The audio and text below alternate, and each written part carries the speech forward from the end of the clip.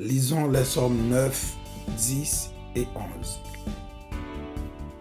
Au chef des chantres, psaume de David. Je louerai l'Éternel de tout mon cœur. Je raconterai toutes tes merveilles.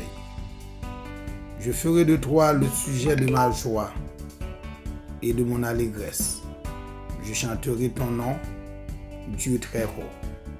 Mes ennemis reculent et chancellent.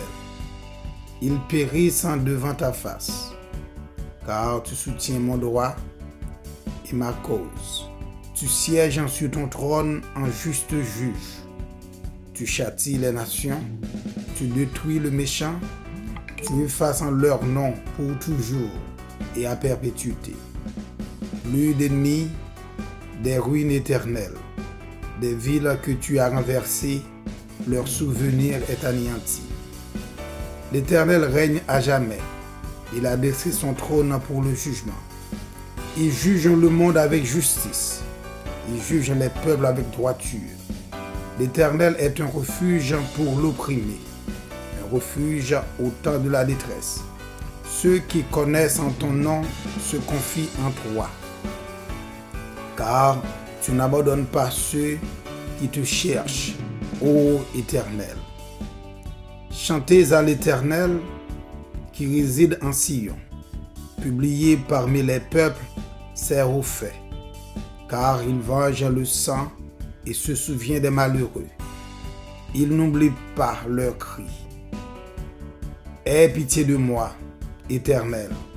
Vois la misère où me résident mes ennemis. Enlève-moi des portes de la mort, afin que je publie toutes tes louanges dans les portes de la fille de Sion et que je me réjouisse de ton salut. Les nations tombent dans la fosse qu'elles ont faite. Leur pied se prend au filet qu'elles ont caché. L'Éternel en se montre. Il fait justice, il enlace le méchant dans l'œuvre de ses mains. Jeune instrument, pause. Les méchants se tournent vers le séjour des morts. Toutes les nations qui oublient Dieu, car le malheureux n'est point oublié à jamais. L'espérance des misérables ne périt pas à toujours. Lève-toi, ô Éternel, que l'homme ne triomphe pas, que la nation soit jugée devant ta face. Frappe-les d'épouvante, ô Éternel, que les peuples sachent qu'ils sont des hommes. Amen.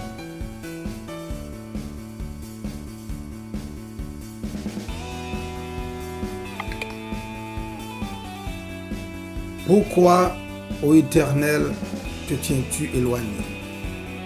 Pourquoi te caches-tu au temps de la détresse? Le méchant, dans son orgueil, poursuit les malheureux. Ils sont victimes des trames qu'il a conçues. Car le méchant se glorifie de sa convoitise et le ravisseur outrage maîtrise l'Éternel. Le méchant dit avec arrogance, il ne punit pas, il n'y a point de Dieu. Voilà toutes ses pensées. Ses voies réussissent en tout temps. Tes jugements sont trop élevés pour l'atteindre. Il souffre contre tous ses adversaires. Il dit en son cœur, je ne chancelle pas. Je suis pour toujours à l'abri du malheur. Sa bouche est pleine de malédictions, de tromperies et de fraude. Il y a sous sa langue de la malice et de l'iniquité. Il se tient en embuscade près des villages. Il assassine l'innocent. Dans les lieux écartés, ses yeux épient le malheureux. Il dit aux aguets dans sa retraite, comme le lion dans sa tanière.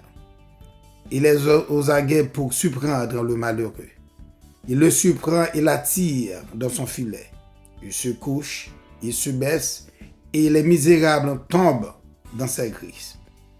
Il dit dans son cœur, Dieu oublie, il cache sa face, il ne regarde jamais. Lève-toi, Éternel, ô Dieu, lève ta main, n'oublie pas le malheureux. Pourquoi le méchant méprise-t-il Dieu? Pourquoi dit-il en son cœur, tu ne punis pas?